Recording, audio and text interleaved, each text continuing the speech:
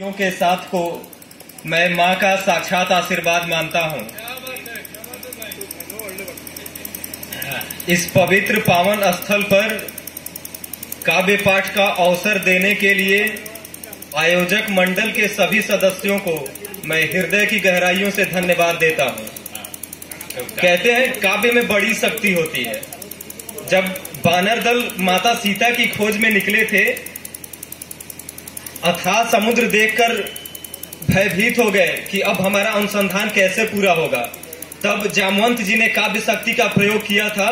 का चुप साधी रहा बलवाना, पवन तनय बल पवन समाना। और वानर दल उत्साह से खड़ा हो गया।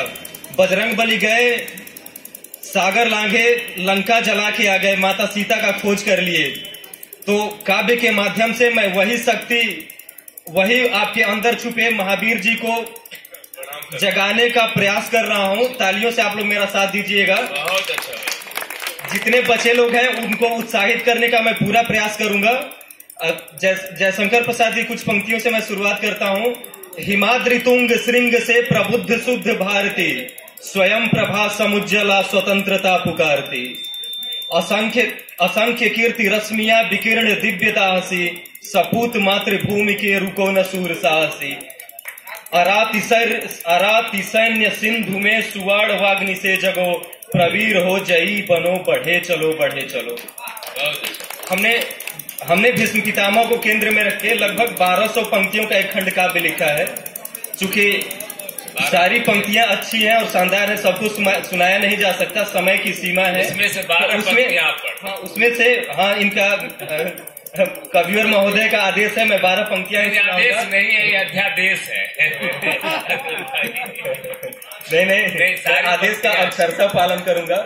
जब महाभारत के युद्ध में युद्ध डिक्लेयर हो गया था, कौरव और पांडव दोनों की सेनाएं कुरुक्षेत्र के मैदान में आमने सामने खड़ी हो चुकी थी। जितने योद्धा थे, शक्ति प्रदर्शन, अपने मंत्रों और अस्त्रों का प्रदर्शन करने का उनको मंच मिल रहा था, सभी उत्साहित थे। उस युद्ध का सबसे अनुभवी और वृद्ध योद्धा अपने शिविर में बहुत ही विचलित था।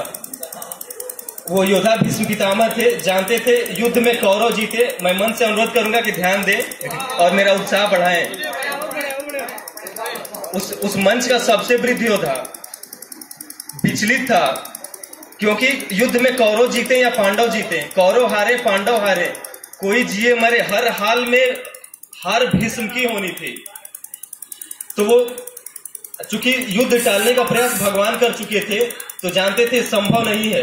तो एक ही रास्ता था कि समय का पहिया रुक जाए, समय का पहिया थम जाए तो शायद युद्ध ना हो।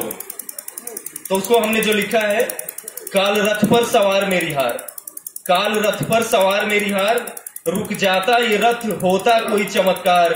हे काल रथ के सारथी सुन लो मेरी पुकार, है की दिशा बदल लो टल जाए मेरी हार।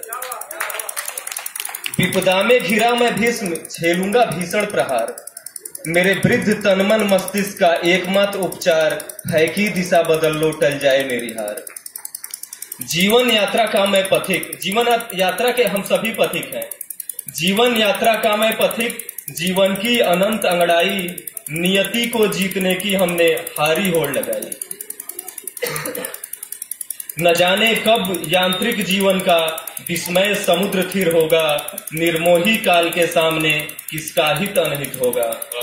वेदना घटा घिर आई मेरे इस हृदय भवन में, सुख नहीं देता दिखलाई संघर्ष भरा जीवन में। बैठा मेरे जीवन रथ पर, बैठा मेरे जीवन रथ पर, दुर्भाग्य चला अपने पथ पर, रण विभत्स की देख फेरी, बढ़ जाती है व्यथा मेरी। असंख्य समर का साक्ष्य भयमुक्त रहा मन मेरा, इस महाभारत का देख समर कांप उठा तन मेरा। कौरव सेनापति बनने की आ रही निकट भय बेला, ये बृहद विशाल सेनाएं हैं फिर भी मैं खड़ा अकेला। जब भी मैं धनु धरता उत्साह उमंगे होती, इस रण में धनु धरने पर सब शांत तरंगे होती।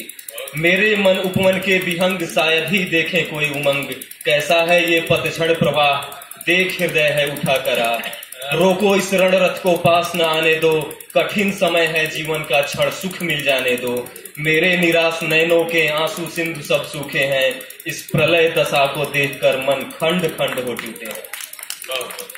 अभिलाषा कुछ नहीं रही, अभिलाषा कुछ नहीं रही, बस विकल वेदना घिरी रही, नियति ने सुख को ललकारा, सुख छोड़ दिया बस साथ हमारा। मेरे प्रिय प्रतिद्वंदी हैं, पांडव उनके प्रिय थे, मेरे प्रिय प्रतिद्वंदी हैं, जीवन निष्ठा का बंदी है, काश मैं होता स्वच्छंद, तोड़ देता सारे आबंद। समय की सीमा है, इसी के साथ मैं अपनी पंक्तियों को विराम दे रहा हूं। धन्यवाद।